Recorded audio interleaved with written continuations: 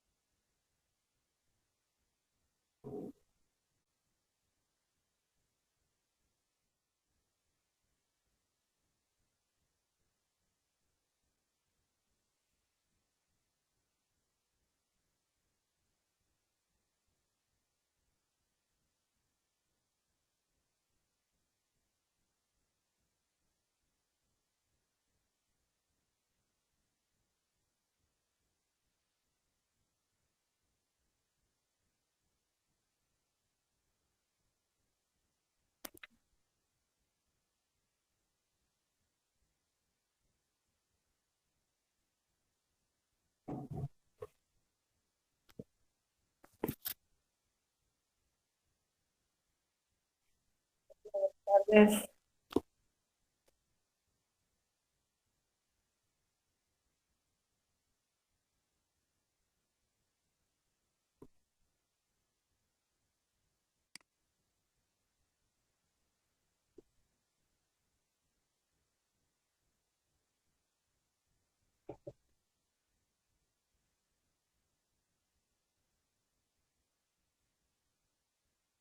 ¿cómo estás?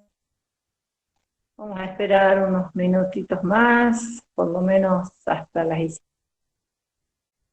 para... Buenas tardes, profe.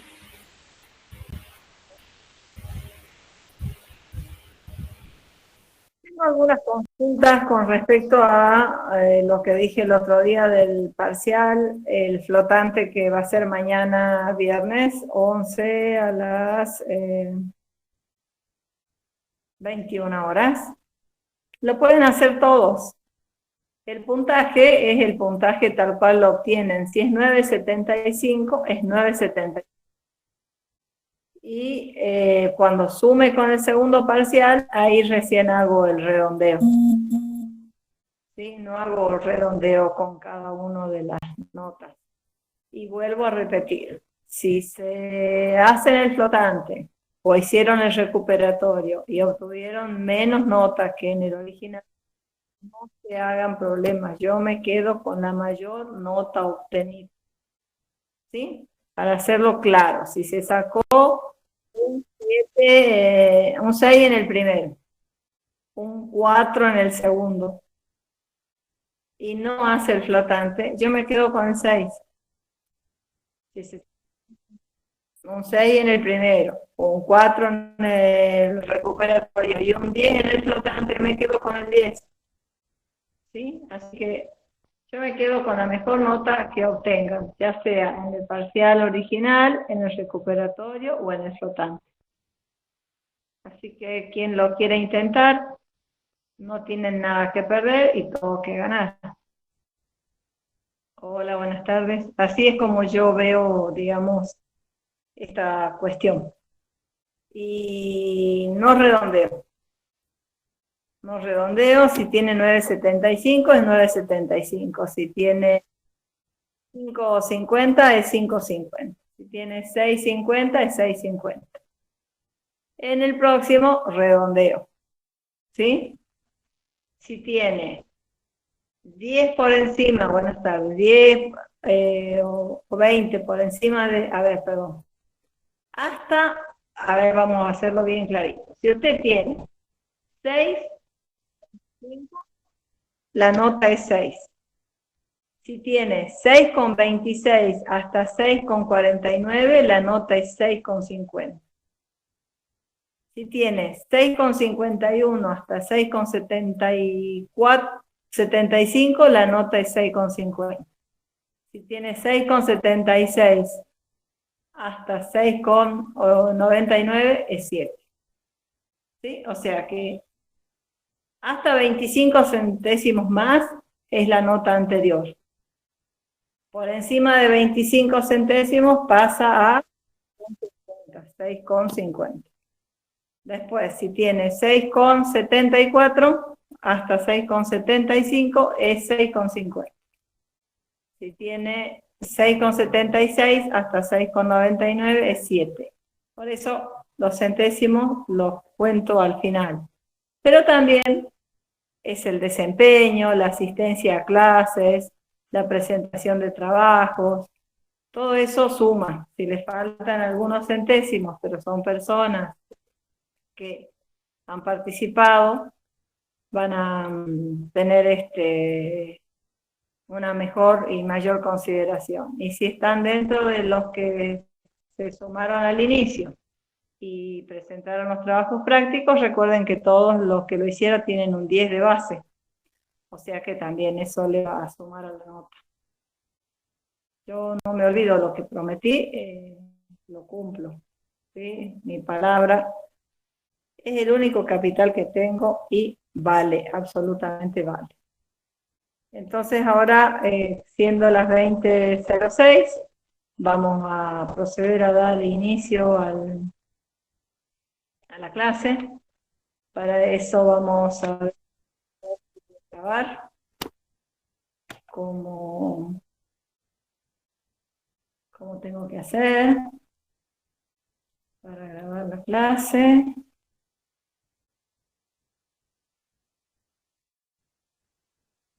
Acá hay unos puntitos que son los que tengo que activar.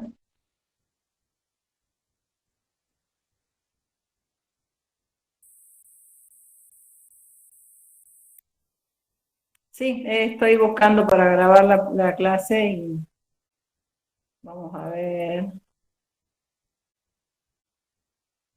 que me habilite.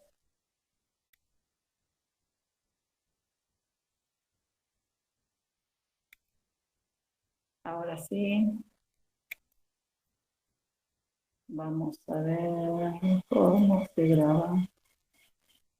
Tendría que quedar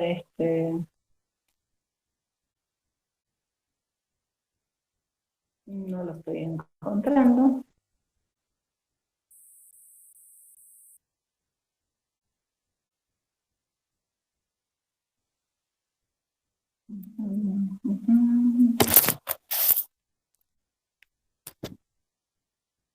Admitir. Ahí, ahora sí, se me habilitó, grabar reunión. Aceptar. Ahora sí, entonces vamos a...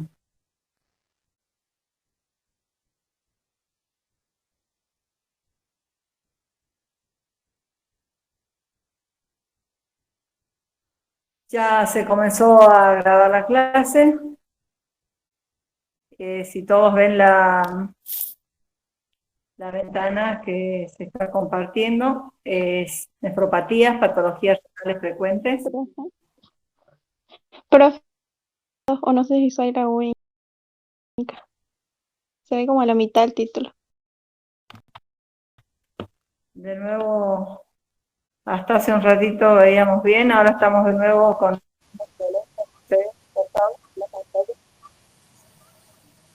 Ahora se ve bien, profe.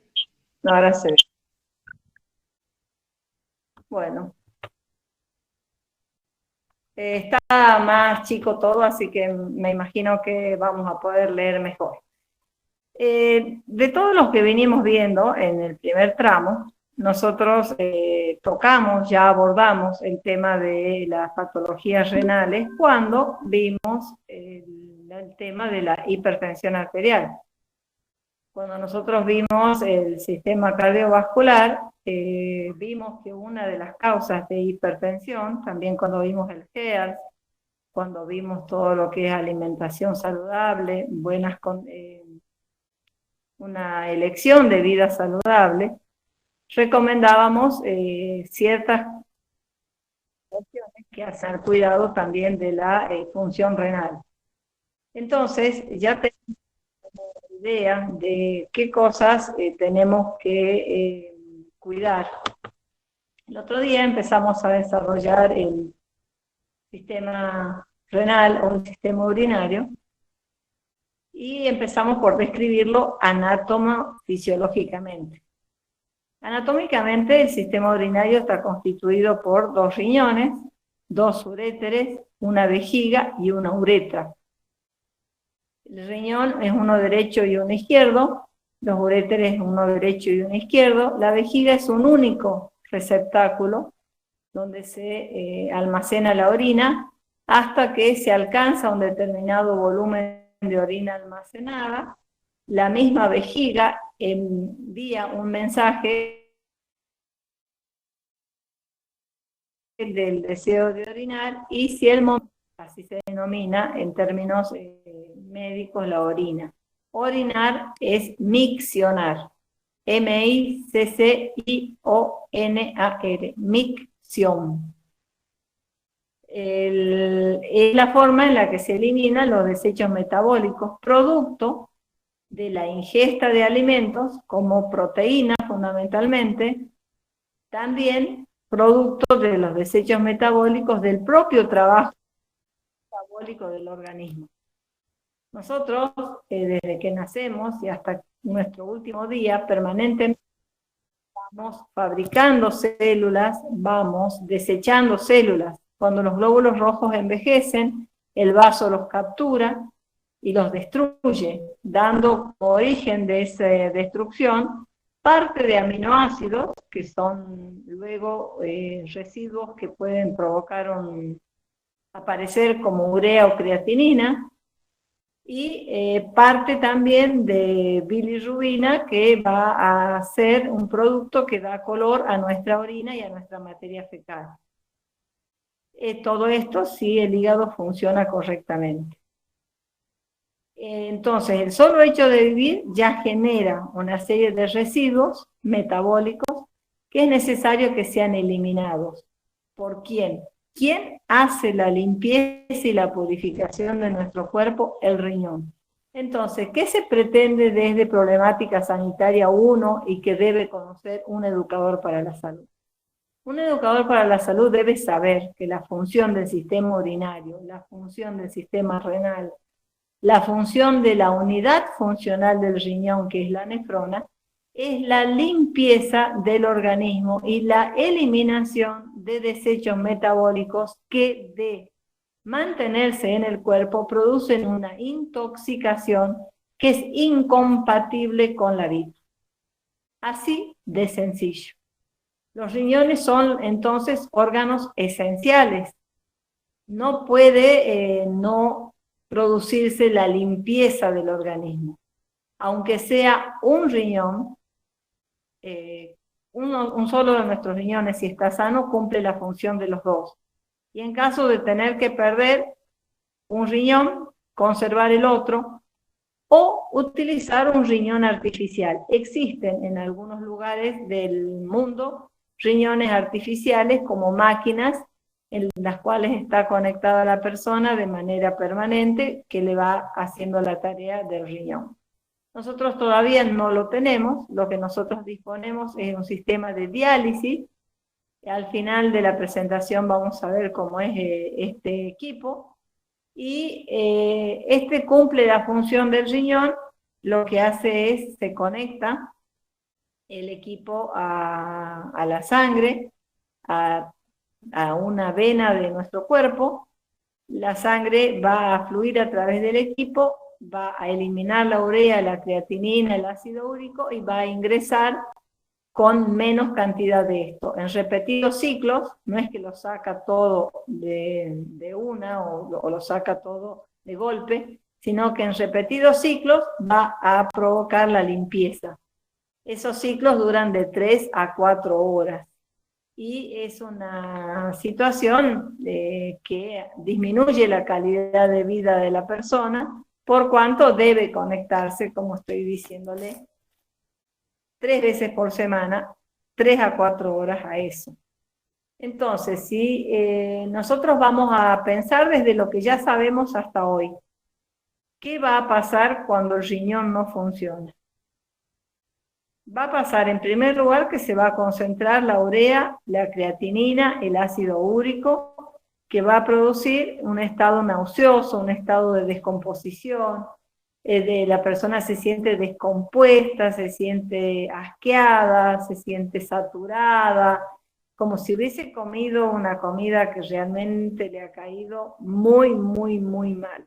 Tiene dolor de estómago, pesadez, se siente y está hinchada, con el estómago distendido. Todo eso a causa de que, como el riñón no está limpiando el organismo, se concentra la urea y la creatinina. Si esto continúa, va a empezar con un estado nauseoso, va a poder llegar a tener vómitos, y si continúa se va a instalar una acidosis metabólica que puede producir la muerte de la persona. Antes que eso va a pasar por un estado en el cual va a dejar de orinar. Y como bien sabemos, desde lo que ya vimos, una de las cuestiones que va a aparecer allí, cuando el riñón esté funcionando mal o no esté funcionando, va a ser una hipertensión arterial y también va a ser una anemia, porque el riñón es quien fabrica el factor de maduración de los glóbulos rojos. Va a aparecer una pérdida de calcio, una disminución de la fortaleza ósea del organismo, pero también va a empezar a no producirse adecuadamente algunas reacciones enzimáticas que son calcio dependientes, porque como en el riñón se fabrica la vitamina D, que es la que absorbe el calcio se dejaría de fabricar. Entonces, así nomás, al empezar, y de lo que ya sabemos, vamos a tener alta concentración de urea y creatinina en sangre, hipertensión arterial, anemia y pérdida de calcio y fósforo como consecuencia. Entonces, vemos claramente que la función renal nos va a afectar en varias partes de nuestro organismo, y lo digo antes de hacer toda la presentación para que nos quede claro, necesitamos que nuestra función renal sea la mejor posible, que nuestro riñón limpie a nuestro cuerpo de la manera más eficiente. Hemos visto y hemos dicho el otro día que cuando nosotros nos damos cuenta que la función renal ha disminuido, ya hemos perdido el 80% de la función renal de nuestros riñones, el 80% de nuestras nefronas funcionantes, y generalmente ya es un proceso irreversible. Entonces, como educadores para la salud, tenemos que promover el cuidado de la salud renal mucho antes de que ésta se pierda, de que ésta se deteriore. Como la unidad funcional del riñón es la nefrona, si las nefronas se enferman, esto se denomina nefropatía. Patía, enfermedad, nefro, enfermedad renal. La nefropatía se encuentra entre las principales causas de muerte e incapacidad en el mundo. Y se pueden dividir en insuficiencia renal aguda. Todo proceso agudo es de comienzo incipiente. Todo estaba bien hasta que de pronto dejó de funcionar. Una insuficiencia renal aguda, en los riñones dejan de trabajar por completo y de un momento al otro. Se presenta de manera brusca, abrupta. O la insuficiencia renal crónica, que es la pérdida progresiva de la función renal. Quiere decir que se va instalando en el tiempo, que se puede detectar y algunas cosas se pueden hacer. Siempre teniendo en cuenta que cuando ya aparece la insuficiencia renal, ya hay bastantes nefronas que hemos perdido. Las diferentes patologías pueden afectar distintas partes del riñón. Ustedes vieron que la nefrona está constituido por un paquete de vasos sanguíneos, que son los que van a entrar al glomérulo para la filtración. Entonces, puede haber una alteración de los vasos, paredes muy gruesas, paredes calcificadas, mal filtrado de la sangre a través de la membrana de los vasos, porque estas están esclerosadas. Puede haber patologías del glomérulo, puede haber de los túbulos. Recuerden que ahí la sangre pasaba, iba y venía, hacer una serie de vaivenes por los túbulos, por el asa de Henle. Puede haber patologías en el intersticio, patologías de las vías urinarias, de las uréteres o de la uretra o de la vejiga. O sea que en cualquiera de sus partes la nefrona puede tener alguna alteración, y también puede ser en la parte de los uréteres, de la vejiga y de la uretra. La insuficiencia renal aguda por una glomerulonefritis. La insuficiencia renal aguda intrarrenal por reacción inmunitaria que lesiona los glomérulos. A veces el cuerpo reacciona contra sí mismo y deposita algunas sustancias en la parte de los glomérulos, alterando su funcionamiento. ¿Sí? Esa es una insuficiencia renal aguda intrarrenal por una enfermedad autoinmune. Se desconoce a sí mismo el cuerpo. Esto puede pasar en distintas partes del cuerpo. A veces se producen algunas reacciones que atentan contra nosotros mismos.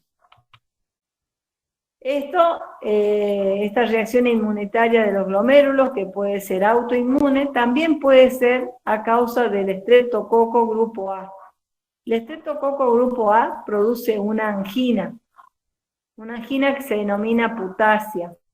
Una angina que es las glándulas de nuestra garganta llenas de placas blanquecinas y de pus.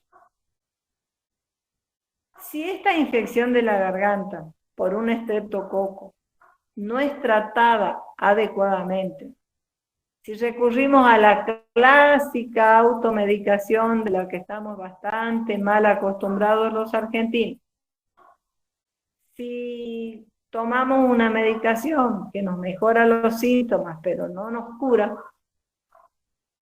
este germen, que es una bacteria llamada estreptococo, puede salir de la garganta y pasar a nuestro riñón o a nuestras articulaciones.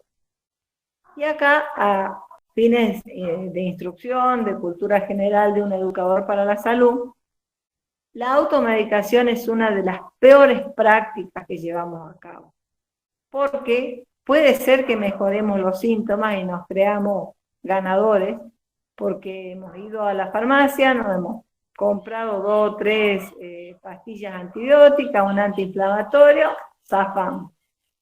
Pero no sabemos si el proceso continúa. Y si el proceso continúa y la causa de ese dolor de garganta, de esa infección en la garganta, es un estreptococo de grupo A, y no lo matamos, no lo combatimos en su fase garganta, va a pasar a nuestro organismo y tiene la habilidad de producir daño en las articulaciones y o en el riñón y o en el corazón. El estreptococo grupo A muerde las articulaciones y lame el corazón. Lame las articulaciones y muerde el corazón. Quiere decir que puede dar un proceso en las articulaciones bastante leve, pero puede dar una miocarditis que puede provocar la muerte de la persona.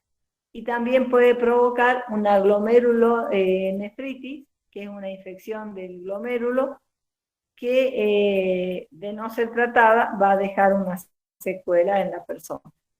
Entonces, de esto que decimos que hay una insuficiencia renal que puede ser producida por el estreptococo grupo A, es que tenemos que siempre recomendar que frente a una sintomatología de dolor de garganta, la respuesta debe ser la consulta al médico para que él evalúe si se trata de una virosis, de algo que va a ceder solo, sin tratamiento, o se trata de una bacteria, si esta bacteria puede ser un estreptococo, y requiere de un tratamiento oportuno y específico, con la medicación adecuada. La infección puede ingresar por faringe, amígdalas o piel, que es lo que le estábamos diciendo, y el complejo inmune se deposita en los riñones, alterando la membrana basal de los glomérulos y produciendo una insuficiencia renal. Muchos glomérulos se bloquean por esta reacción inflamatoria, quedan muy permeables, permitiendo el paso de proteínas y de glóbulos rojos, y vamos a tener una orina que va a tener tanto proteínas como hematíes o glóbulos rojos, que se acuerdan que vimos que ni las proteínas ni los glóbulos rojos deben aparecer en el filtrado glomerular. Pero como la membrana del glomérulo se daña, se altera por estos depósitos inmunes que produce el estreptococo del grupo A, se produce una alteración del filtrado, apareciendo en orina, sangre y proteína. En 2 semanas se puede recuperar si se recibe el tratamiento adecuado, aunque ya pasó la bacteria a la fase de garganta, no la tratamos, llegó a la parte renal, aún nos queda aquí una segunda chance de tratar adecuadamente y poder curar totalmente la infección. En caso de que no lo hagamos, de que de nuevo dejemos pasar este momento, se va a desarrollar una insuficiencia renal crónica. Ese riñón va a enfermarse de manera crónica y ya va a perder su capacidad, produciendo una insuficiencia renal crónica. Se va a dañar de manera permanente. El efecto fisiológico de una insuficiencia renal aguda. IRA es insuficiencia renal aguda. Como el riñón no funciona bien, no se elimina bien del cuerpo el agua, los desechos ni los electrolitos. Y se va a quedar acumulada en nuestro cuerpo la sal. La sal acumulada en el cuerpo va a producir edema e hipertensión. Edema es cuando uno aprieta la piel, sobre todo de los miembros inferiores, y el dedo queda marcado. Cuando uno, háganlo en este momento que estamos conversando, aprieten su brazo y va a ver que el dedo no queda marcado. Inmediatamente la piel vuelve a su lugar. Cuando hay edema, uno produce la presión y queda hundido. A eso se llama marcado. Así es como se ve el edema y se va a producir en primer lugar y fundamentalmente en los miembros inferiores. Luego, si se mantiene este edema, van a aparecer hinchados los párpados y ya luego se va a hacer generalizado si se mantiene la situación. Entonces, el efecto es retención de agua, de desechos, de electrolitos, sobrecarga de agua y de sal. Consecuencia de eso hay hipertensión. Se retiene el potasio. ¿Se acuerdan ustedes cuando vimos el sistema cardiovascular, que el aumento del potasio a nivel cardíaco produce una alteración en el ritmo cardíaco del corazón y que puede llegar a puntos en los cuales el corazón no tiene fuerza para latir y entonces es incompatible con la vida? El riñón no puede eliminar las cargas positivas,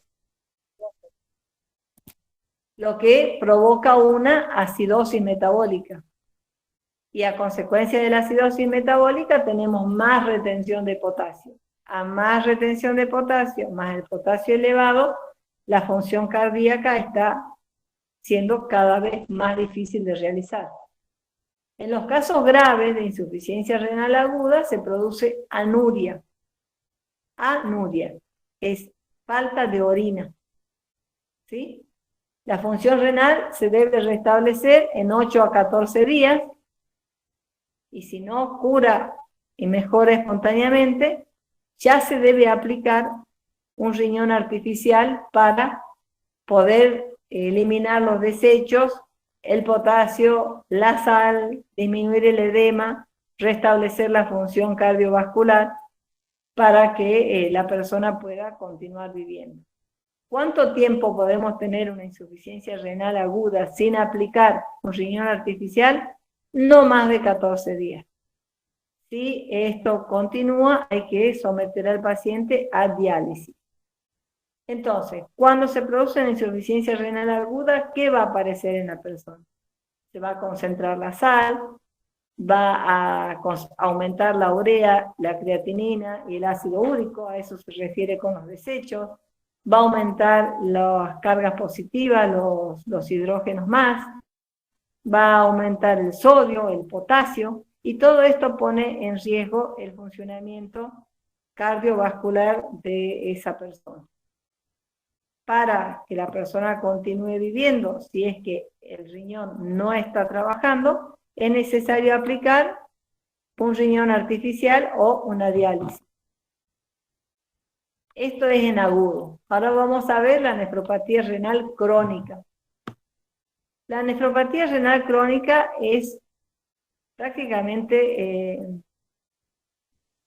se va a producir en casi todas las personas en la medida que aumenta en edad. Ya una persona de edad muy avanzada, 100 años, es una persona que sí o sí va a tener una insuficiencia renal crónica, aunque sea leve, pero sí o sí la función renal se va deteriorando en la medida que va aumentando en años. Aumenta con la edad, afecta a 1 de 10 personas de la población general, solo 4 sobre 100.000 van a tener una insuficiencia renal crónica terminal. Alrededor del 30% de los pacientes tratados para insuficiencia renal crónica inician diálisis por cuidado inadecuado de los pacientes en estados avanzados. Y se considera población de riesgo para una nefropatía renal crónica los ancianos, que es lo que le decía recién. Toda persona llegando a los 90, que es lo que mayormente vamos a ver, tiene una insuficiencia renal. Leve, pero va a tener una insuficiencia renal. Quiere decir que en la medida que vamos ganando años, la función renal se va necesariamente deteriorando a todos.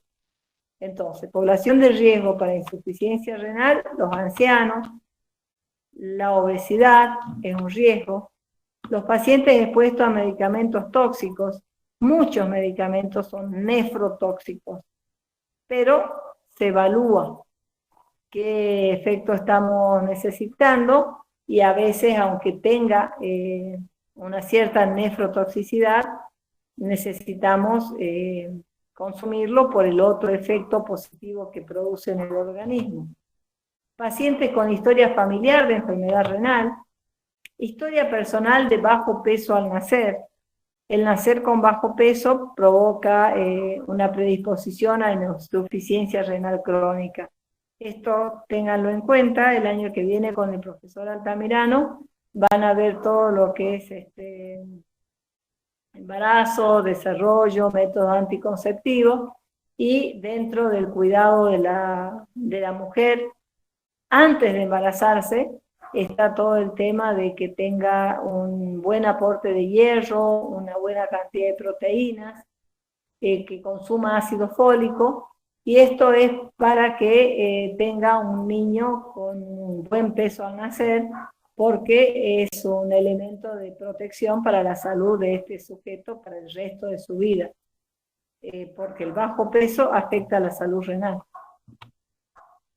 Nefrectomía quiere decir que puede haber perdido uno de los riñones, el cáncer de riñón o del tracto urinario y las infecciones crónicas.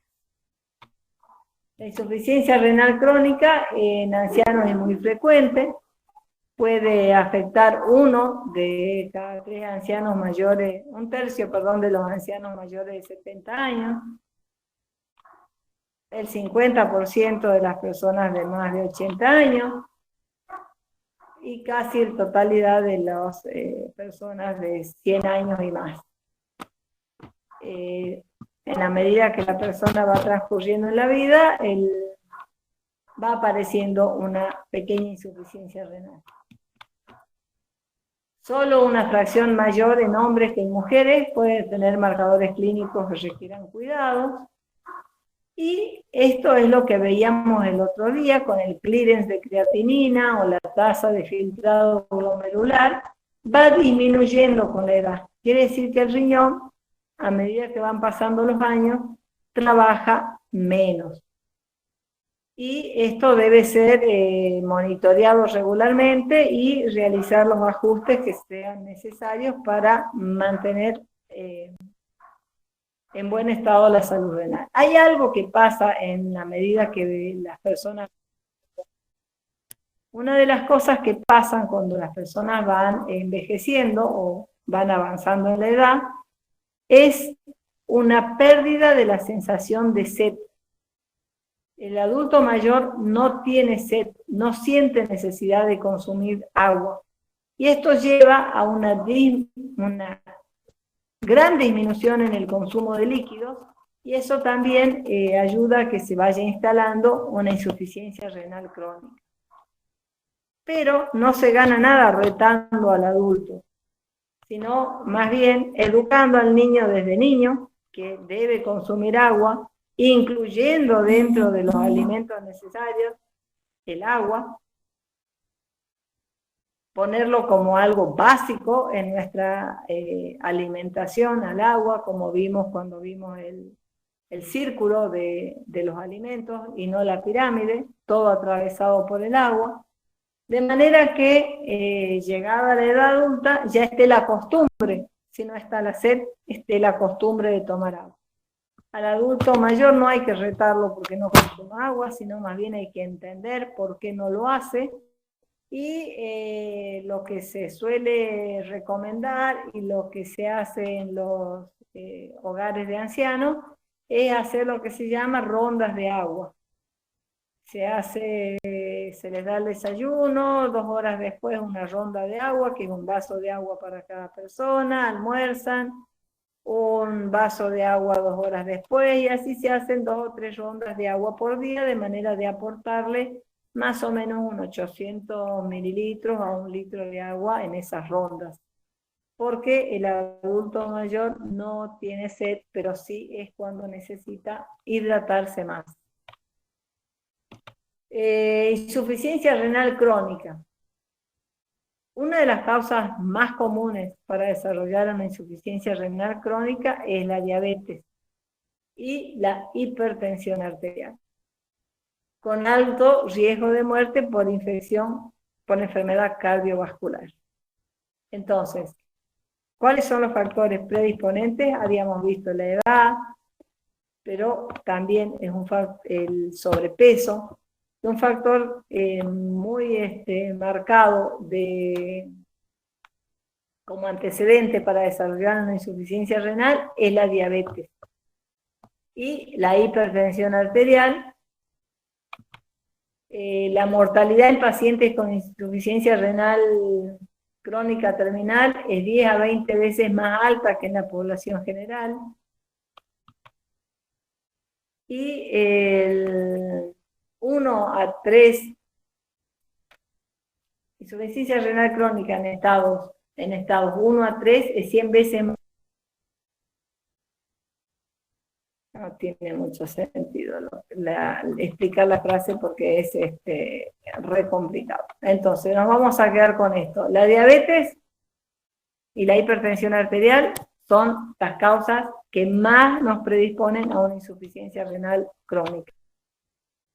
Y el objetivo al cual tenemos que apuntar es al cuidado de las pacientes con enfermedad renal crónica para evitar que lleguen a un estado de mayor gravedad. ¿Qué causa la insuficiencia renal crónica? Muchas son las causas.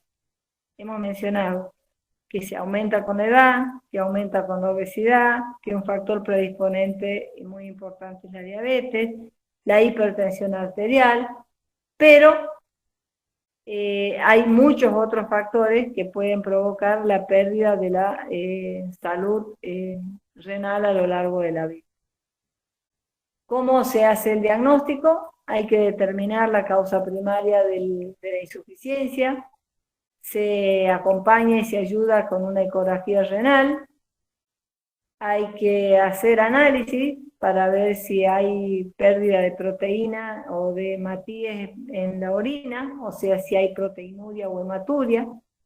Hay que evaluar la función renal a través del filtrado glomerular y hay que ver si hay edema, que sería una insuficiencia renal aguda. Y el otro día yo les explicaba que es muy importante conocer la tasa de filtración para poder evaluar si la persona está pasando por un deterioro de su función renal. La depuración de creatinina. Nosotros tenemos normalmente una cantidad de creatinina en sangre que va de 8 a 14, perdón, de 0,8 a 1,5 miligramos por ciento. Y una cantidad igual en orina. Esos valores, si está entre 0,8 y 1,5, la función renal de esa persona es normal. Porque si estuviera deficiente la función renal, no se eliminaría la creatinina y estaría aumentada en sangre. Pero de todas maneras, no solo alcanza o no alcanza solo la medida de la creatinina en sangre, sino que se requiere ver cuánto limpia el riñón. Y eso es lo que se denomina tasa de filtración glomerular y es el gol estándar de la determinación de la función renal. No es una ecografía, no es un análisis de orina, es un análisis de sangre y de orina de 24 horas. Y tiene un valor que va de 80 a 120 mililitros por minuto, por 24 horas. Entonces, ¿cuándo hay insuficiencia? Cuando este volumen es menor a 60. ¿Sí? 80 a 120 normal. ¿Cuándo empieza a preocupar? Cuando es menor o igual a 60. Y a partir de ahí viene toda una escala. Menor o igual a 60, entre 45 y 60, entre 30 y 45, y cada uno de esos valores va a indicar un mayor deterioro de la función renal.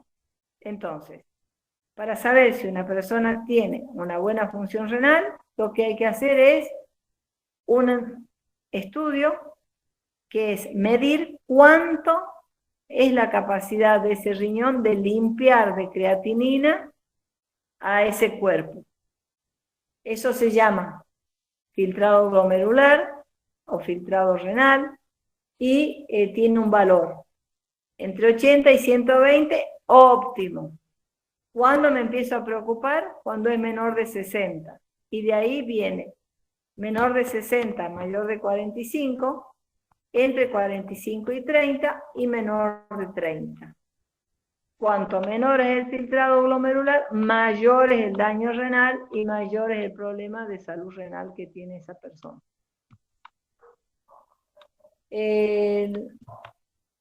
La insuficiencia renal crónica me está marcando que se han perdido nefronas, que hay menos nefronas que están funcionando. Por eso no pueden hacer la tarea de la limpieza de mi cuerpo. Esta pérdida de las nefronas es irreversible. Y entonces, ¿a qué me lleva? A pensar que la salud renal la tengo que cuidar antes de que aparezcan síntomas de la pérdida. Cuando aparecen los síntomas, ya he perdido una cantidad muy importante, que aquí refiere que entre el 70 y el 75% de las nefronas habrían perdido su función. En general, la insuficiencia renal crónica, al igual que la aguda, Puede aparecer por trastorno de los vasos sanguíneos, por trastorno de los glomérulos, de los túbulos, del intersticio, de cualquier parte del aparato urinario. Pero es más grave cuando esa pérdida es de la función renal. Bueno, aquí tienen algunos ejemplos de causas de insuficiencia renal crónica por trastornos metabólicos, diabetes mellitus, obesidad, por hipertensión, por trastornos de los vasos, por trastornos inmunitarios, por infecciones, por trastornos de los túbulos, por obstrucción de la vía urinaria, por trastornos congénitos. Se produce como un círculo vicioso, ¿sí? En una nefropatía primaria, la pérdida de nefronas produce aumento de la presión. Y el flujo sanguíneo en el resto de los capilares va produciendo una esclerosis progresiva y la pérdida. Entonces, es como que empieza a funcionar menos el riñón y esto va alterando a las nefronas vecinas, ¿sí?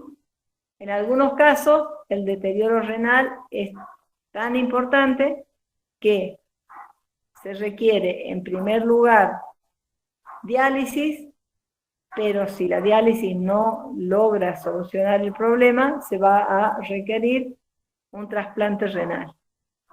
A esto, esta situación de requerir un trasplante renal o de requerir diálisis de manera continua, se la denomina nefropatía terminal.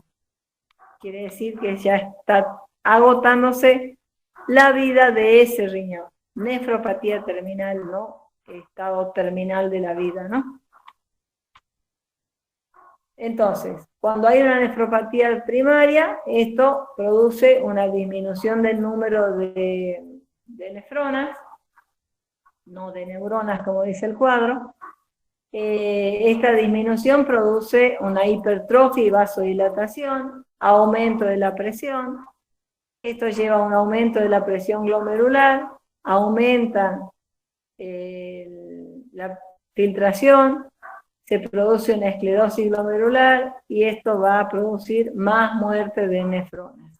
No les voy a preguntar este cuadro, pero es importante que entiendan de que cuando empieza a perderse nefronas, estas nefronas que se van perdiendo van produciendo alteraciones que hacen que cada vez se pierdan más nefronas.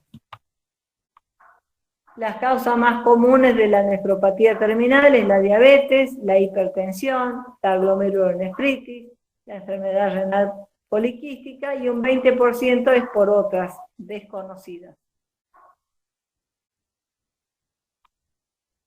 La fase final descompensada de una diabetes tiene insuficiencia renal crónica, retinopatía, puede llegar a tener pérdida de los miembros inferiores, que tienen que ver con la falta de irrigación sanguínea y la consecuente muerte del tejido. En los últimos años, la diabetes mellitus y la hipertensión son las primeras causas. ¿Sí? Se ha visto que la diabetes, volvemos a repetir, ¿cuál es la primera causa o la causa más importante de enfermedad renal crónica? Es la diabetes mellitus, la hipertensión arterial. La diabetes tipo 2 está ligada a la obesidad y a la hipertensión. La obesidad sinergiza, o sea, aumenta la pérdida de la salud renal. La insuficiencia renal por concentración de la urea, por la falta de posibilidad de eliminarla, ¿sí? La insuficiencia renal va a producir en la persona un edema generalizado, la vamos a ver hinchada, produce también acidosis, debido a la incapacidad de los riñones de eliminar los hidrógenos, aumenta la concentración de nitrógeno no proteico, urea, creatinina, ácido úrico, aumenta la concentración de sulfatos, fosfatos, potasio, y esto lleva a una alta concentración de urea a nivel de los líquidos corporales. Durante muchos años, el indicador de que la persona tenía que entrar a diálisis era el valor de la creatinina. Yo les dije recién que la creatinina tiene un valor normal de 0,8 a 1,5. Cuando la creatinina tomaba valores de 8, en lugar de 0,8, de 8, y la urea estaba más o menos en 4 veces su valor normal máximo, aumentado, entonces a la persona se la sometía a diálisis. Ya hace bastante tiempo que este criterio cambió. Si bien se toma en cuenta el valor de la urea y de la creatinina, el que marca la entrada de la persona a diálisis es la concentración de potasio. Cuando el riñón funciona mal, el potasio se aumenta. Si el potasio se aumenta, va a producir un paro cardíaco. Entonces, ¿cuál es el indicador para que la persona entre a diálisis? Es la concentración de potasio. El potasio normalmente tiene un valor hasta 5 mil equivalentes por litro. Cuando tenemos un potasio de 7, ya estamos prácticamente parados en la puerta de la entrada de la sala de diálisis. Si alcanza un potasio de 7,5 o 8, sí o sí, esa persona entra en diálisis. Aunque su urea y su creatinina no sean tan elevados. Porque lo que va a hacer la diálisis va a bajar la urea, la creatinina, pero fundamentalmente lo que va a hacer es bajar el potasio para cuidar la salud cardíaca. Si no se acuerdan, repasen bien cuál era la función del potasio, que provocaba el potasio elevado a nivel del corazón. También produce, cuando no funciona bien el riñón, una acidosis. O sea, el cuerpo que tiene un pH de ¿cuánto? Entre 7,37 y 7,42, baja por debajo de 7. Y está en un altísimo riesgo. Entonces, el riñón tiene la función de eliminar la urea, eliminar la creatinina, eliminar el ácido úrico, fabricar la eritropoyetina para que se produzcan los glóbulos rojos, fabricar la vitamina D para que se absorba el calcio, pero tiene también la función de mantener normales los valores de potasio para que el corazón no se pare, mantener normales los valores de los hidrogeniones, el hidrógeno más, para que el cuerpo mantenga un pH entre 7,37 y 7,42. Hay valores de pH que son incompatibles con la vida, como por ejemplo, si el pH es inferior a 6,8, esa persona se muere, porque las funciones del organismo dejan de existir, ya no se dan, ya no se produce una función normal del cuerpo en un pH por debajo de 7.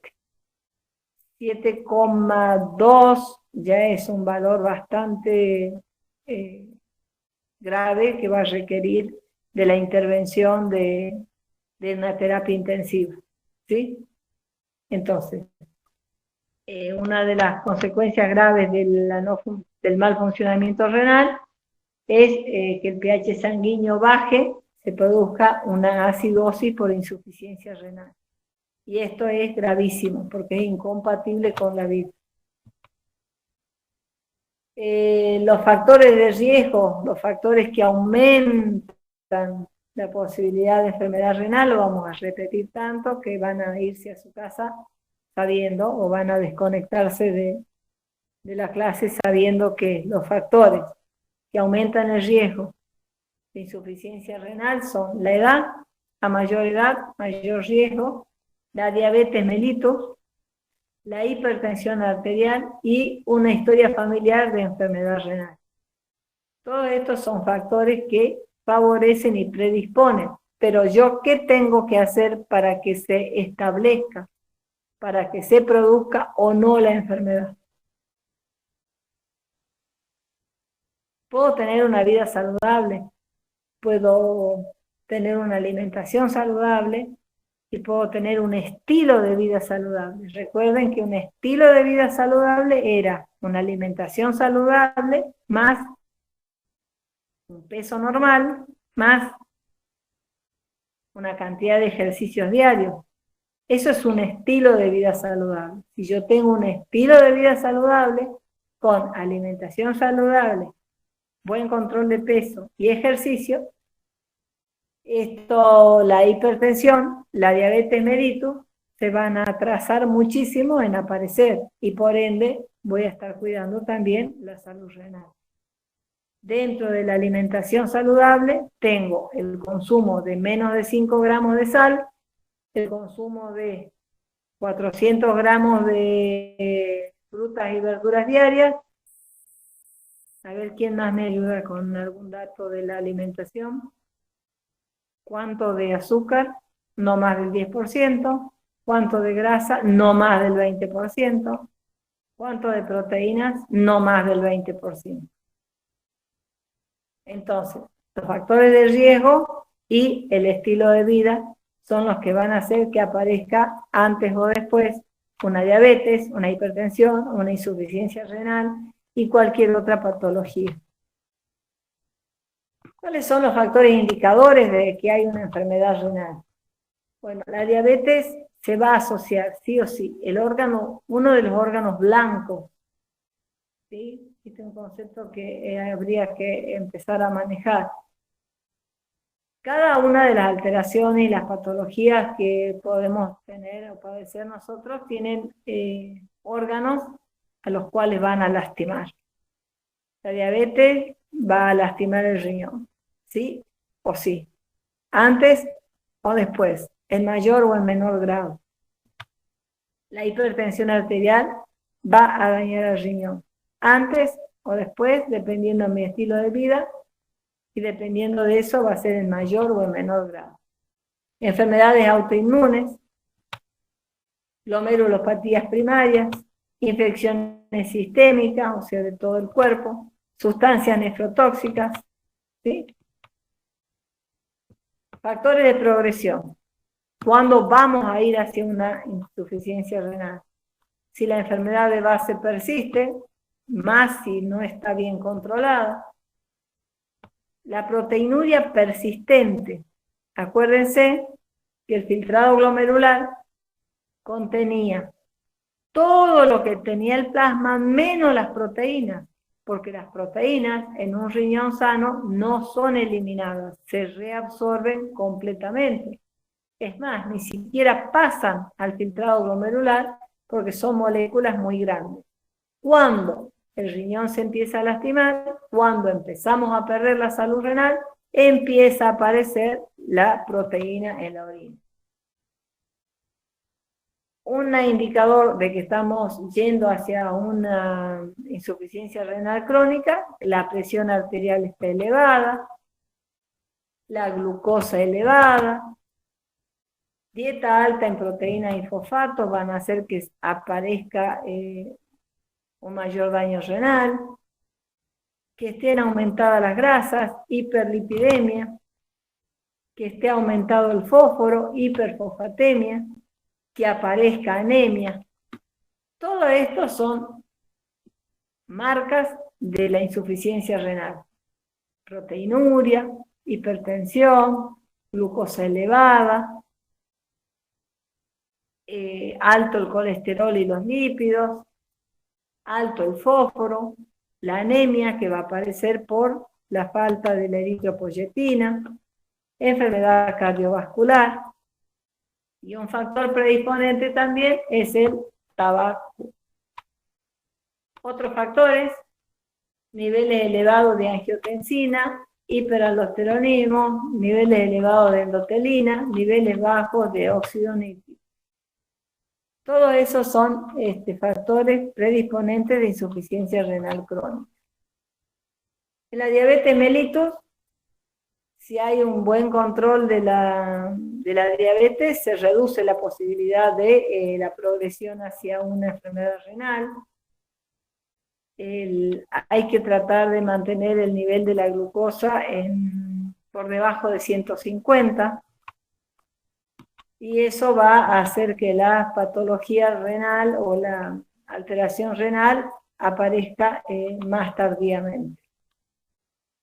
La nefropatía diabética, en un primer momento, tiene una pérdida de proteínas baja, y esto se logra si se controla el nivel de azúcar, se mantiene la hemoglobina glicosilada por debajo de 7, la presión arterial entre 130 y 80, y cuando ya empieza a aparecer una nefropatía, es porque la proteinuria, que era menor de 30, pasa a ser entre 30 y 300, la hemoglobina glicosilada, que me habla de la glucosa de los últimos 30 días, se empieza a elevar, y la presión arterial, necesitamos en este punto, cuando ya aparece la pérdida de la salud renal, que se mantenga más baja de 130-80, o sea que esté entre 125 y 75. Ya cuando la nefropatía está instalada, es cuando hay una pérdida de proteína o de albuminuria mayor a 300, los niveles de glucosa están más elevados, y en ese caso hay que controlar la proteinuria y evitar la desnutrición. ¿Por qué? Porque si la persona ya tiene falla renal y está perdiendo proteínas por orina, entonces se puede desnutrir por pérdida de proteínas.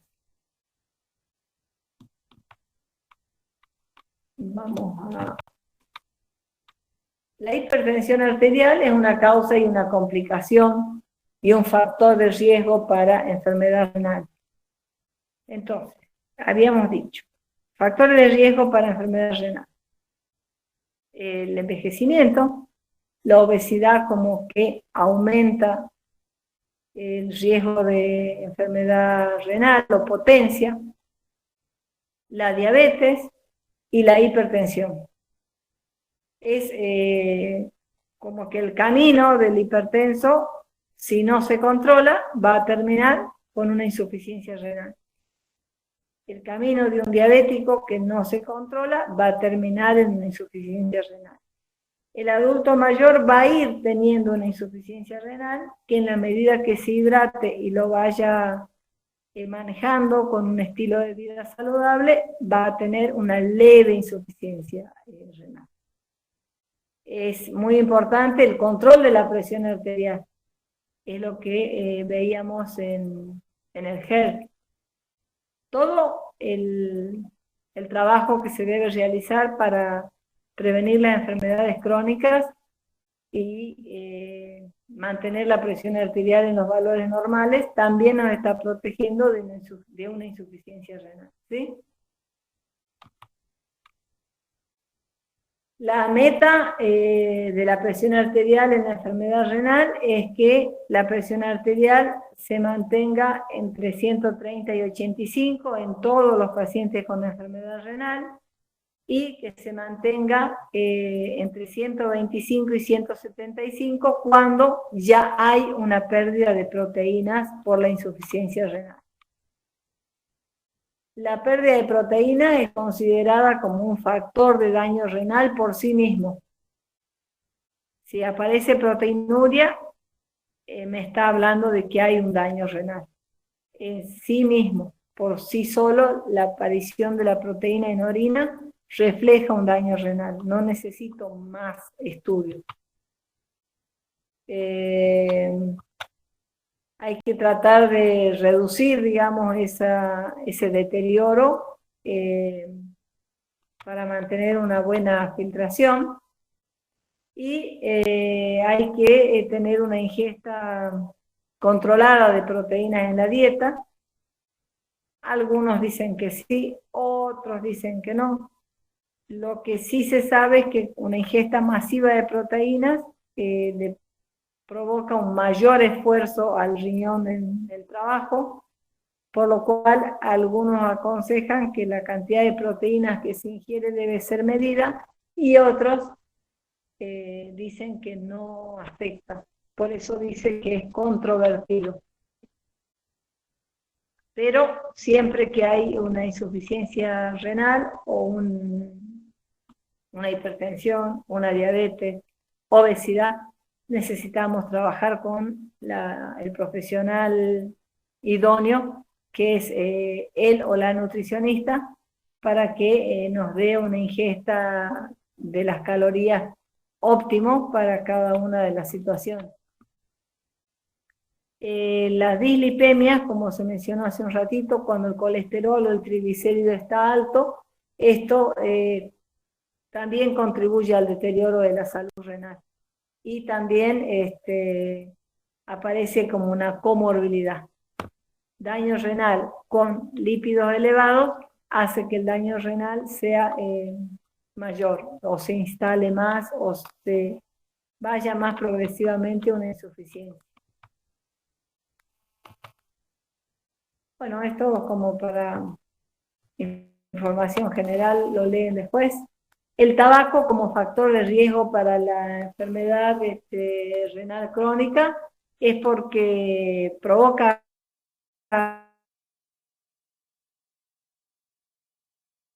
sistema cardiovascular y el sistema cardiovascular afectado va a tener más incidencia en la pérdida de la salud renal. Pero si el tabaco provoca no solamente cáncer de pulmón, también provoca pérdida de la salud renal bastante marcada, así como insuficiencia respiratoria e insuficiencia renal. El tabaco por sí mismo, por la alteración que produce en el sistema venoso, altera, digamos, luego el filtrado glomerular y todo hay como un endurecimiento arterial y vascular por efecto del tabaco, y esto va a producir una alteración en el filtrado glomerular, una alteración en el glomérulo, y va a terminar desarrollando una insuficiencia renal crónica, además de aumentar el riesgo cardiovascular. Nosotros generalmente conocemos del tabaco el daño a nivel pulmonar, sí, es el mayor daño que produce, pero le sigue en importancia el daño renal del fumar tabaco. La anemia, como consecuencia de la insuficiencia renal crónica, es porque se produce una disminución en la fabricación de la eritropoyetina por parte del riñón, porque si está trabajando menos y tiene menos nefronas en actividad, va a disminuir la cantidad de eritropoyetina que puede producir, y esto va a producir una pérdida de la producción de glóbulos rojos, provocando anemia. Un hematocrito, un valor de glóbulos rojos normal en una persona sin insuficiencia renal, tendríamos que decir que es 45%. Y los pacientes, las personas con insuficiencia renal crónica, manejan un hematocrito de un 30%. ¿Sí? Entonces, en lugar de tener casi el 50% de glóbulos rojos, tienen un 30% de glóbulos rojos. Y eso le provoca una serie de síntomas como cansancio y la hipoxia de los tejidos y desgano, y va también contribuyendo a aumentar la insuficiencia, ¿no? Hay menor volumen de sangre, hay menor filtrado glomerular.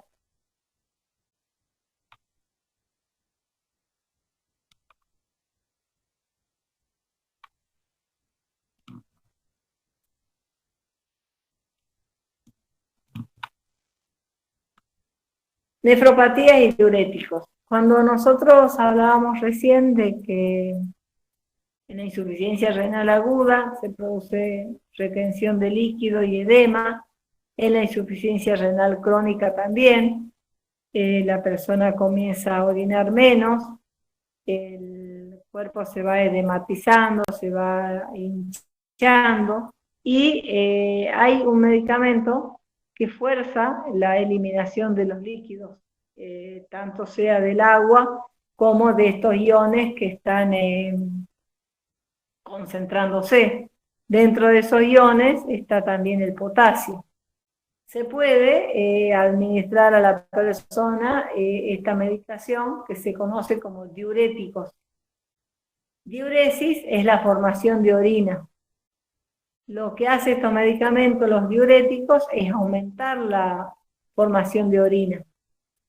Y aumentan la formación de orina, aumentan la eliminación de la orina, arrastrando sodio y cloro y mejorando la eliminación de estos electrolitos que se están concentrando en el cuerpo. Por ende va a disminuir el edema, la hinchazón y también la hipertensión asociada a esta retención de los líquidos. Entonces, antes que la diálisis y antes que otras intervenciones más invasivas, existe una medicación que son los diuréticos que ayudan a la eliminación del agua retenida, aumentando la formación de orina y ayudan a la eliminación de los electrolitos, los protones estos que se estaban concentrando, que estaban por producir una acidosis, también van a ser eliminados con la ayuda de los diuréticos. Y va a bajar la presión arterial. De hecho, hay medicamentos para la presión arterial que están asociados con diuréticos para mejorar la performance del medicamento. Sin embargo, hay algo que es muy importante, que nadie, ninguno de quienes están escuchando y quienes escucharán la palabra diuréticos, puede tomar la decisión de tomar el diurético por sí solo. Quiere decir que diurético es significado sinónimo de receta médica. Nadie, nunca, ninguno de nosotros debiera tomar un diurético por su cuenta. Requiere de una estricta supervisión médica, porque produce la depleción de sodio, potasio, cloro, hidrogeniones, sal, agua, pero también si se toma inadecuadamente puede provocar la pérdida de otros electrolitos que no debiéramos perder o que son esenciales, ¿sí? Entonces, los diuréticos deben ser usados bajo estricta supervisión médica, única y exclusivamente por indicación médica. Y existen distintos diuréticos que actúan en por distintos mecanismos. Hacen su tarea de eliminación del agua, de los electrolitos, de las sales y de bajar la presión. Y por ende, el médico sabrá cuál es el diurético que corresponde y sea indicado para cada persona. Entonces, si la función renal no es la adecuada y se están reteniendo ciertas sustancias, existe una alternativa, una primera alternativa, que es forzar esa eliminación a través de diuréticos. ¿Recetados por quién? Por el médico. En caso de que eso ya no funcione, no responda al diurético o no sea suficiente, lo que se utiliza es un aparato de diálisis. La diálisis, la sangre pasa a través de unas membranas y como este es un principio de las soluciones, que seguramente lo recordarán si lo vieron en la secundaria, los solutos van siempre de la parte más concentrada a la menos concentrada. Entonces se hace pasar a la sangre, que tiene mucha urea, por una membrana que está rodeada de una sustancia que tiene muy poca urea. Entonces, la urea de la sangre va a salir de la sangre y se va a ir a ese líquido, se va a escapar. Mientras está circulando en esta hélice, ¿sí?, entrada del dializado y la solución, la sangre circula de manera lenta y está rodeada de una sustancia que no tiene urea. Ella tiene mucha urea y la otra sustancia no tiene. Entonces la urea que está aquí concentrada va a ser como llamada por el otro espacio que no tiene, dame urea. ¿Sí? Ese intercambio, esa propiedad que tienen los solutos de ir de la más concentrado a lo menos concentrado a través de una membrana semipermeable, es el fundamento por el cual la sangre, cuando pasa por el equipo de diálisis, va perdiendo en cada sucesivo paso estos solutos, como urea, creatinina. Pierde fundamentalmente todo lo que necesito que pierda, pero por ahí pierde también algunas sustancias que no quiero que pierda, como por ejemplo se pierde un poquito de calcio, pero que esto luego es repuesto, se le aporta a la persona que se dializa estas sustancias que pierde y que no debe perder. No es un gran problema lo que pierde que no debe perder porque se puede aportar. Entonces la sangre sale del brazo y recorre lentamente a través de un circuito, una serie de espirales. Esa espiral es una espiral de membrana semipermeable que permite que salgan los solutos como la urea, la creatinina, el ácido úrico, el potasio, que me están molestando porque no han podido ser eliminados, salen de la sangre por esa membrana, se quedan en el líquido y en la solución como de lavado, ¿sí? Es como si se lavara la sangre, pero en realidad se la hace fluir lentamente a través de esa membrana. La solución por la cual la sangre circula no tiene urea, ni creatinina, ni potasio, y actúa como un llamador para que salga de la sangre esa sustancia, porque los solutos van a ir de lo más concentrado a lo menos concentrado a través de una membrana semipermeable.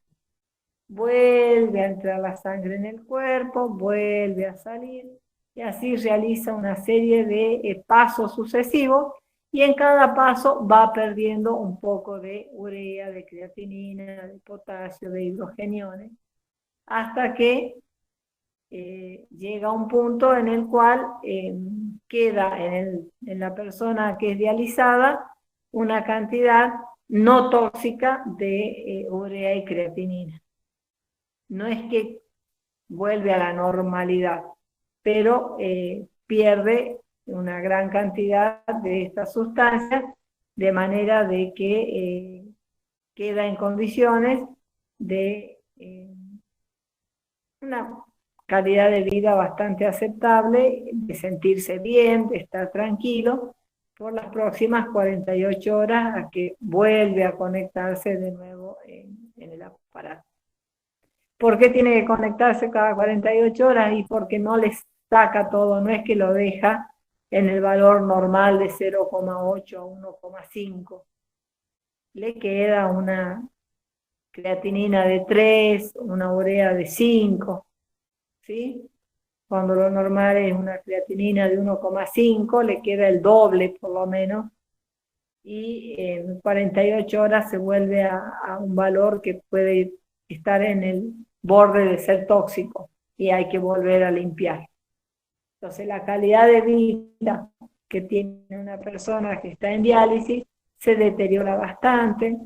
El riesgo al estar conectado en estos equipos de contraer otro tipo de infecciones es también importante.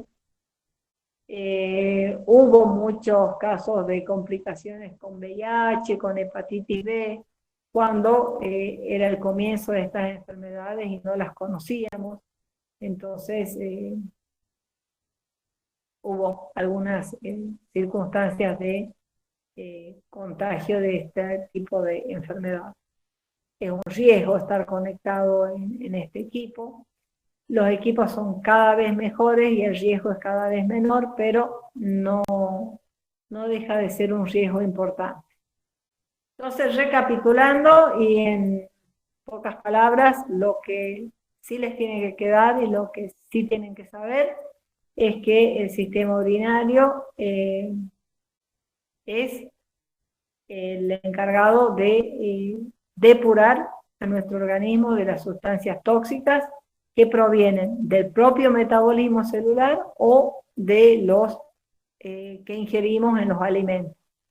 Fundamentalmente, las sustancias que se nos quedan y que terminan siendo tóxicas son las que provienen del metabolismo de las proteínas, los aminoácidos, la urea, la creatinina, las sustancias nitrogenadas y el potasio, que si se concentra en nuestro cuerpo, produce un corazón flácido que no puede latir y por ende va a producir un paro cardíaco.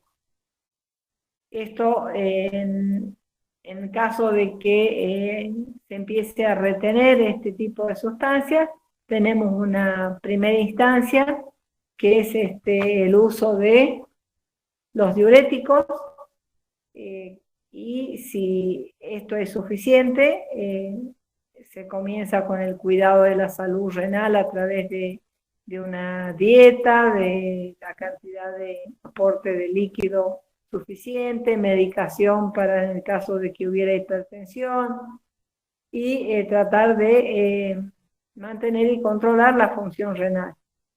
En caso de que con el diurético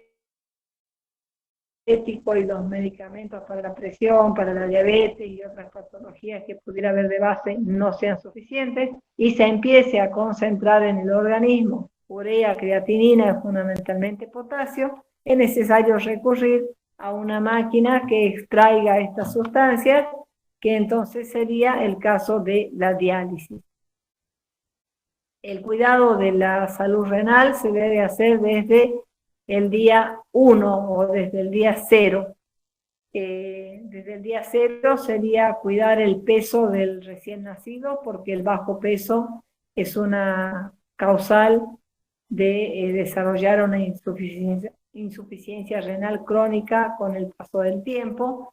Entonces, cuidar a la mamá que se está por embarazar para que lo haga en un estado saludable, con buen aporte de proteínas, hierro y de ácido fólico para que no haya bajo peso ni anemia en el recién nacido. La pérdida de la salud renal puede ser por una insuficiencia renal aguda, que es una pérdida de la función renal de manera abrupta.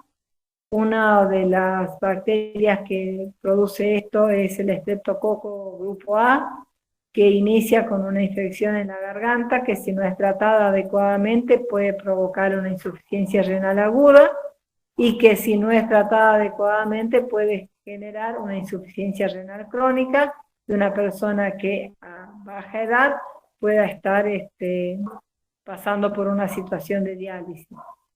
La insuficiencia renal crónica tiene como factores predisponentes la edad, la obesidad y la diabetes, la hipertensión arterial y alguna otra enfermedad autoinmune, pero sí está muy relacionada, muy relacionada la insuficiencia renal crónica con la insuficiencia, con la diabetes y con la hipertensión arterial. Es como una consecuencia no deseada, pero lamentablemente esperable en este tipo de personas.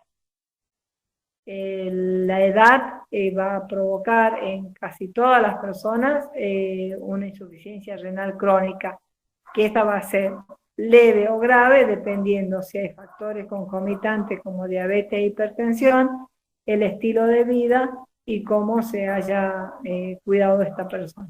Si hay una pregunta. Profe, yo quería saber si el lupus, por ejemplo, afecta a los riñones. Sí. Es una enfermedad autoinmune. El lupus es una enfermedad autoinmune que lamentablemente también afecta a los riñones. Hay distintos grados.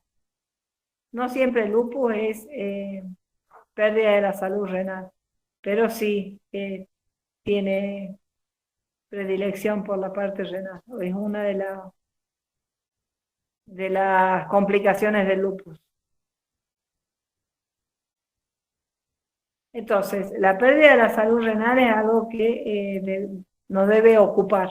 Nosotros como educadores para la salud debemos promover el cuidado de la salud renal desde el día cero. Debemos promover un estilo de vida saludable, debemos promover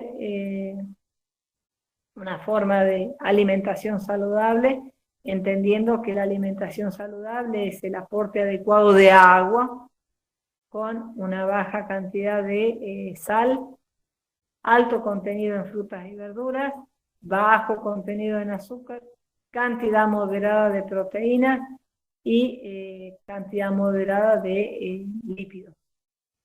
Ejercicio, mantener el peso, y todo esto va a hacer que tanto la pérdida de la salud por una diabetes o por una hipertensión aparezcan más tardíamente en nuestra vida.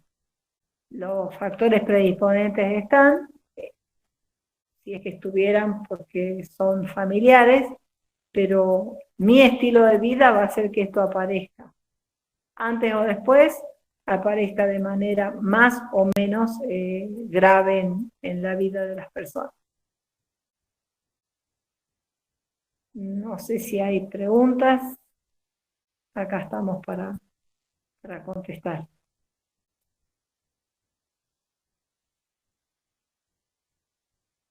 ¿Cómo se mide la salud del riñón, la función renal? Con el índice de filtrado glomerular. Y eso es a través de un análisis de sangre y de orina, midiendo cuánto limpia ese riñón de creatinina. Clearance de creatinina, depuración de creatinina, se debe aplicar en toda persona que comienza un tratamiento para una enfermedad crónica, ya sea diabetes, hipertensión arterial, un tratamiento por tiroides. Cualquier persona que tenga que tomar una medicación diaria debe medir su función renal para saber si esa medicación es eliminada en el ritmo esperado, o más lento, o más rápido. Y allí va a establecer el médico la dosis de medicación que esa persona debe tomar. Si su filtrado renal es lento, el medicamento va a permanecer más tiempo en ese organismo. Entonces, o tiene que dar menos dosis, o tiene que repetir las dosis cada más tiempo o cada menos tiempo. Profe, ¿a qué se debe que te salen los estreptococos? Ahí eso de la garganta. Aparte de eso. Es un germen común que produce infección en la garganta. O sea, cualquiera de nosotros en cualquier momento podemos... Hola, ¿así está mejor? Cualquiera de nosotros en cualquier momento podemos tener contacto con un estreptococo. El estreptococo grupo A produce una angina. Más de una vez deben haber tenido la experiencia de que le han indicado un hisopado faríngeo para saber cómo se llama el germen, la bacteria que le está provocando la angina. Muchas veces no se pide el estudio, pero el médico al revisar la garganta ve que hay placas blanquecinas, placas blancas, pus, y asume que es un estreptococo y medica adecuadamente. El estreptococo ingresa por la garganta. Esa es su vía de entrada principal. Entonces no es exactamente que te sale por este motivo esa angina que usted había mencionado anteriormente, y con esos puntitos blanquitos. Sí. Puede ser producido por otras cosas. Bien. El médico revisa, nosotros nos enfermamos, tenemos dolor de garganta, fiebre. Vamos a suponer que hacemos las cosas bien y vamos al médico. El médico revisa, va a ver que las amígdalas tienen puntitos blancos, tienen pus, va a pensar que puede ser una infección por estreptococo grupo A y tiene dos caminos: o pide un análisis para confirmarlo o medica asumiendo que es un estreptococo grupo A. La medicación es muy específica. Es una medicación que en el caso de los niños la deben tomar 5 días, en el caso de los adultos 7 días. ¿Y qué hacemos nosotros generalmente? A ver. ¿Esos serían los antibióticos, profe? Al médico le indica antibióticos, ¿cuántos días lo toman? 7, 5. El 50% de las personas lo toman 2 o 3 días. Se sienten mejor y dejan de tomar. Eso es lo que hace el 50% de las personas. Entonces, ese es uno de los problemas por los cuales el estreptococo puede seguir su camino y provocar otro tipo de enfermedad. El estreptococo entra por la garganta, provoca una angina. Si recibe tratamiento oportuno con la medicación que se requiere y tomada la cantidad de días que se indica, 5 en un niño y 7 en un adulto, no al revés, perdón, 5 en un adulto y 7 en un niño, 5 en el adulto y 7 en el niño, va a ser eliminada y ahí terminó la historia. Pero pasan dos cosas. Primero, que no consultamos al médico cuando nos duele la garganta, muchas veces nos automedicamos.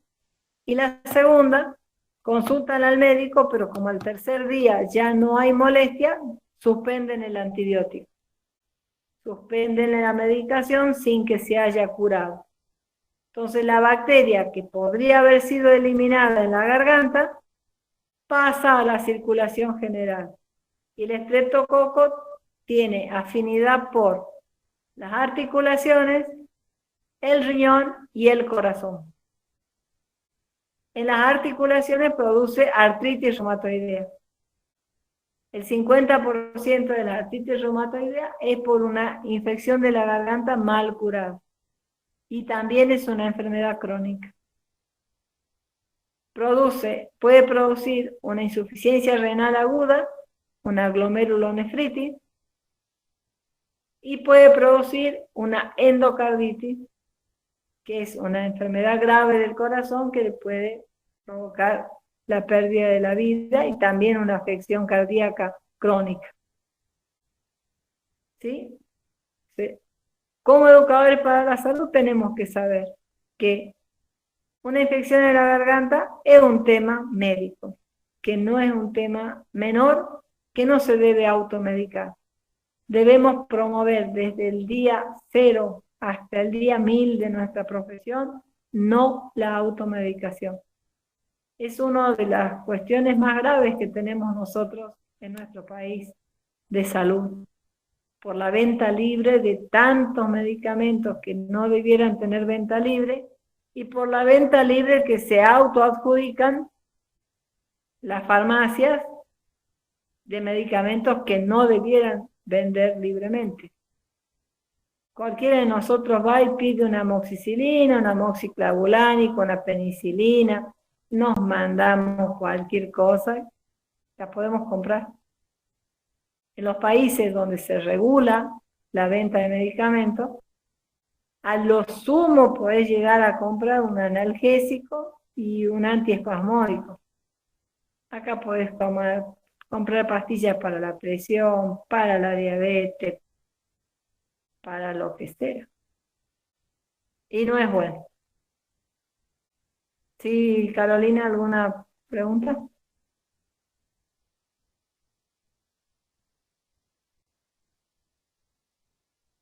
Bueno, la insuficiencia renal crónica es un tema de salud que afecta a muchísima gente y se debe actuar cuando todavía está sano el riñón, porque cuando hay síntomas, muchas veces ya no hay mucho para hacer.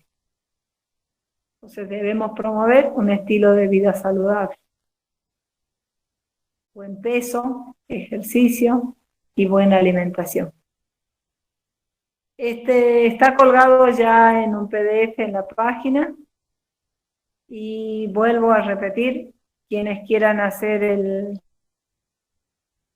parcial mañana a las 21 horas lo pueden hacer, no tienen riesgo de bajar la nota, me quedo con la nota más alta que hayan obtenido en cualquiera de las 3 instancias, así que si alguien quiere aprovechar la oportunidad y arrancar con una buena nota, es más fácil ahora que cuando hagamos el segundo parcial, que uno está generalmente más cansado, y estamos esperando también la segunda ola del coronavirus, que no sabemos cómo nos va a tocar.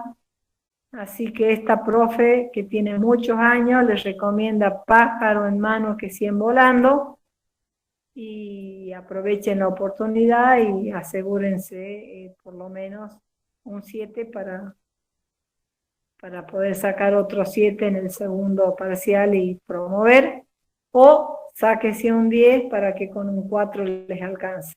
La suma de los 2 parciales debe dar 14 y ninguna de las notas puede ser menor que 4.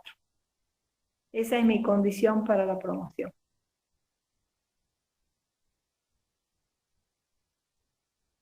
Si no hay preguntas, habremos terminado la reunión de hoy. Profe, yo tenía una pregunta en cuanto a la infección urinaria, bueno, no me sale ahora el nombre, pero usted daba como las razones, las causas que podrían ser la retención de líquido, y eso, por ejemplo, cuando una persona no va al baño o está acostumbrada a retenerse en ese sentido, ¿también provoca una insuficiencia renal aguda o crónica?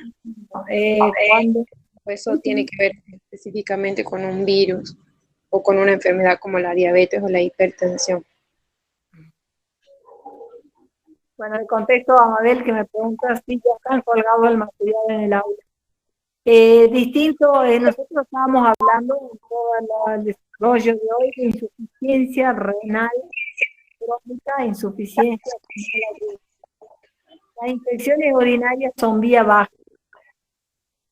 Una infección urinaria está o en la uretra o en la vejiga. No me confundí, quería decir infección renal, o sea, de lo que usted nos estaba hablando, que solamente las causas podrían deberse a una enfermedad como la diabetes o la hipertensión, o también podrían tener que ver con otros tipos de hábitos que tiene alguna persona, como por ejemplo, no ir al baño, qué sé yo, cada 2 horas, cada 3 horas, sino cada 6 o 7 horas. Eso le va a provocar un problema a nivel de la vejiga y de la uretra, no del riñón. Ah, bien, gracias. Eso le va a provocar un problema a nivel bajo de las vías urinarias.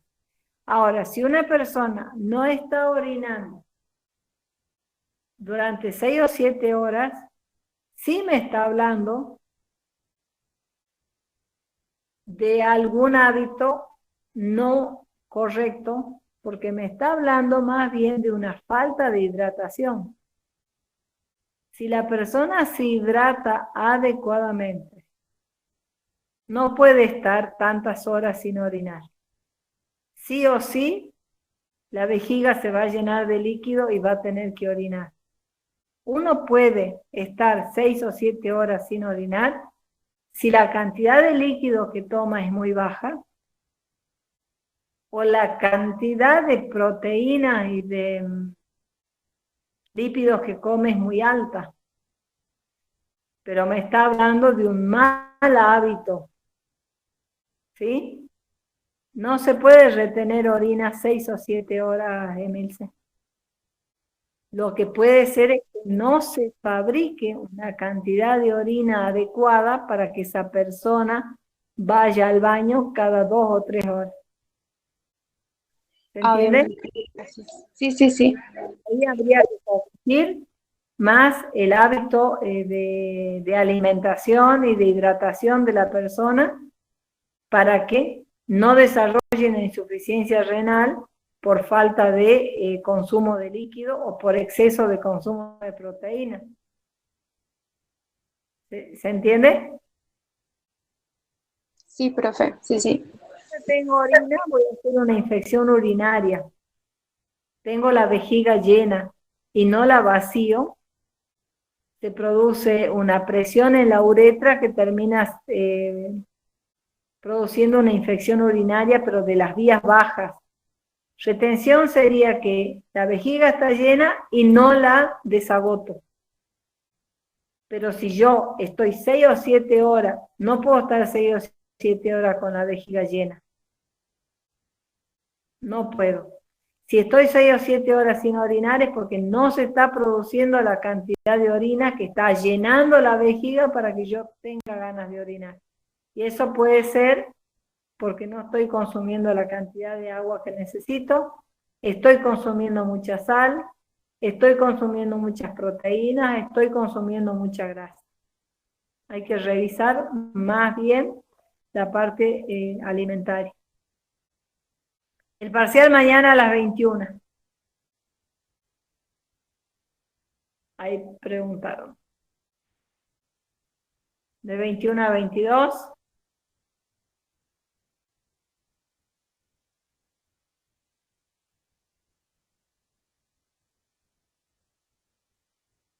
Bueno, si no hay más preguntas, estaríamos entonces despidiéndonos. Mañana, viernes 11 a las 21 horas, va a estar habilitado el cuestionario para hacer el flotante.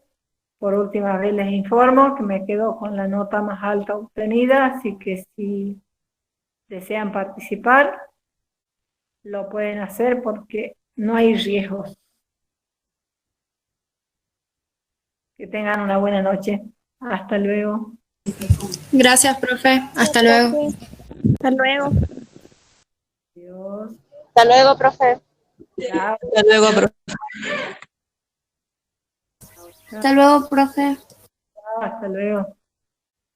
Hasta luego, profe. Hasta luego, profe.